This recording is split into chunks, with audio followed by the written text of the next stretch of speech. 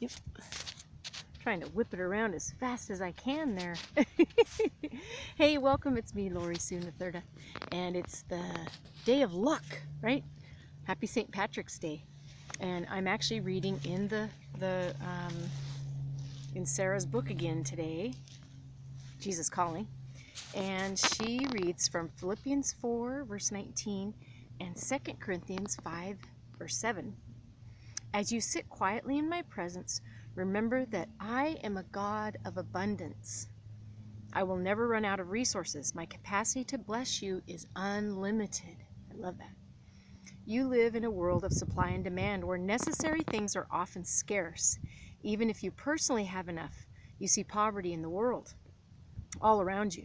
It is impossible for you to comprehend the lavishness of my provisions, the fullness of my glorious riches.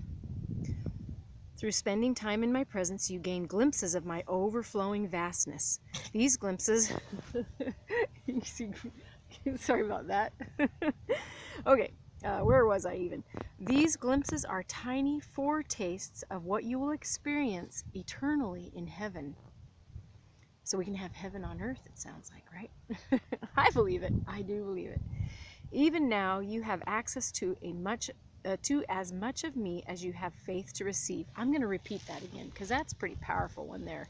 It says, even right now, you have access to as much of me as you have faith to receive. Isn't that amazing?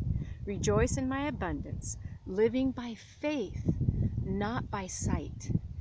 So, and it's interesting that this was the one that came up today. I'm reading a book right now. It's Dying to Be Me. Now, interestingly enough, it was in the wrong section at the library. And the books that I was looking for, it was totally out of place. But that title, Dying to Be Me, caught my attention, and I wanted to know more.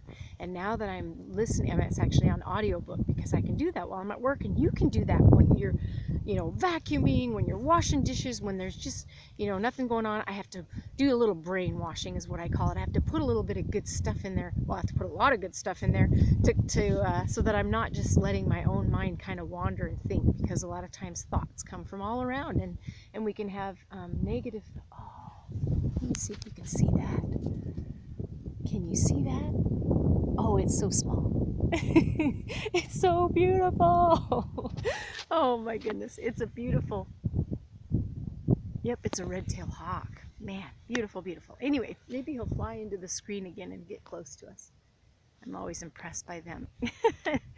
So in this book, this is a story about a woman who was raised in Hong Kong, but she comes from an Indian family and Hindu, and also being raised in Catholic or British. So you've got this combination of three cultures and three religions, three beliefs that come into play that I didn't ever really realize. But the main thing I wanted to say was the story is about the abundance and the unconditional love that she feels when she dies. She does end up going into a coma, and it is an NDE story, which I would have never chose to read, but it's fascinating.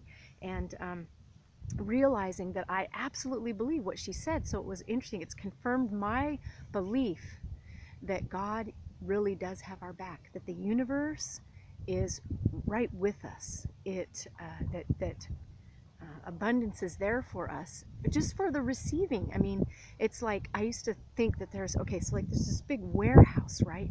And it's this huge warehouse, and each of us has a box with a name, but that box is bigger than the universe for each of us. And there are gifts like we can't imagine, and colors we've never seen before, and music we've never heard before, but that are beyond our imagination. Beautiful, amazing, outrageous, totally sick, if you will, I guess some kids will say, right? But I really believe that, and it's just fascinating to me to find this book on the wrong shelf, go ahead and pull it, start to listen to it, and just fall in love with it, and hear that this woman had an experience that actually testifies of what I already believe. I love to have those serendipitous things occur. I think there are no coincidences, and I just wanted to share that with you. So the circumstances that we see in the world right now are not what we see.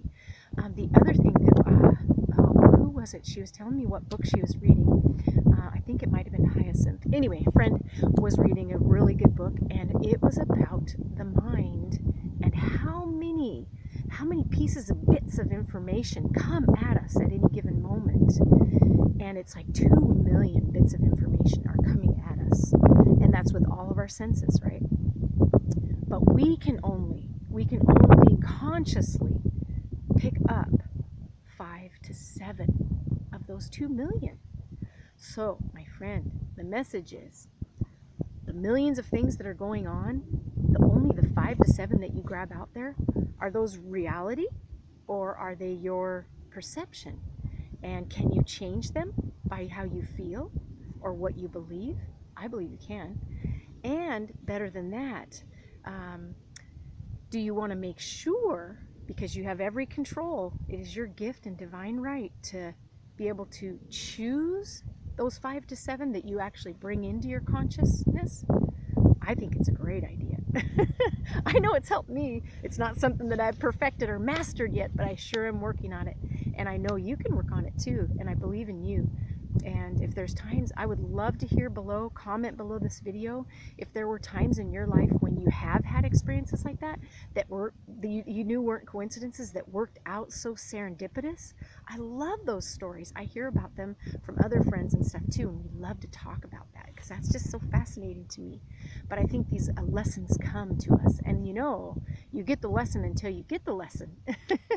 So share with me below, and if you have any desire whatsoever to master yourself, go ahead and come visit me at majesticmastery.com, where there's some more information, and I'm developing a course now so we can do that together. And I just love you, I believe in you, and just make it a great day, and we'll talk to you again soon. Bye-bye.